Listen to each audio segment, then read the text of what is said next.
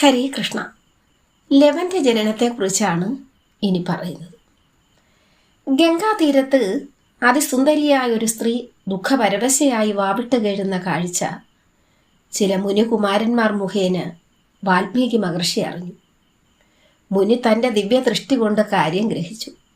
പിന്നെ സീതാദേവിയുടെ സമീപത്തെത്തി ആശ്വസിപ്പിച്ചുകൊണ്ട് പറഞ്ഞു, ജാനകി, ദേവിയുടെ കഥകളെല്ലാം നാം അറിഞ്ഞിരിക്കുന്നു. ഒരു ദുഃഖവും വേണ്ട. ഇവിടെ അടുത്താണ് എൻ്റെ ആശ്രമം. അവിടെ ധാരാളം തപസ്വിനികളുണ്ട്. അവർ പുത്രിയെപ്പോലെ ദേവിയെ പരിലാളിച്ചുകൊള്ളും. വരൂ, നമുക്ക് ആശ്രമത്തിലേക്ക് പോകാം. സീതാദേവി ഇത് കേട്ടപ്പോൾ മഹർഷിയോടൊപ്പം ആശ്രമത്തിലേക്ക് പുറപ്പെട്ടു. വിരഹദുഃഖത്താൽ വീർപ്പുമുട്ടിയ സീതാദേവി അല്പമാശ്വാസം കണ്ടെത്തിയത് വാൽമീകിയുടെ ആശ്രമത്തിലെത്തിയ ശേഷമാണ്.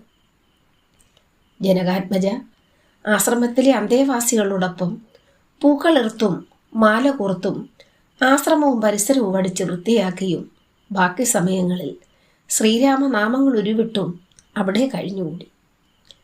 സീതാദേവിയെ പിരിഞ്ഞതോടെ ശ്രീരാമൻ അതീവ ദുഃഖിതനായി തീർന്നു.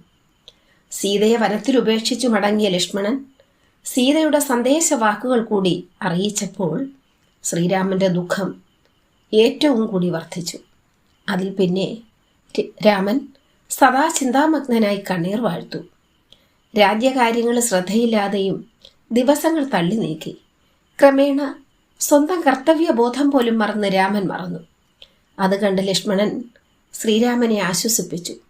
സമചിത്തത വീണ്ടു കിട്ടിയ ശ്രീരാമൻ ദുഃഖങ്ങളെല്ലാം മറന്ന് ഭരണകാര്യങ്ങളിൽ ശ്രദ്ധാലുവായി തീർന്നു. ദിനങ്ങൾ അങ്ങനെ ഓരോന്നായി കൊഴിഞ്ഞു വീണു.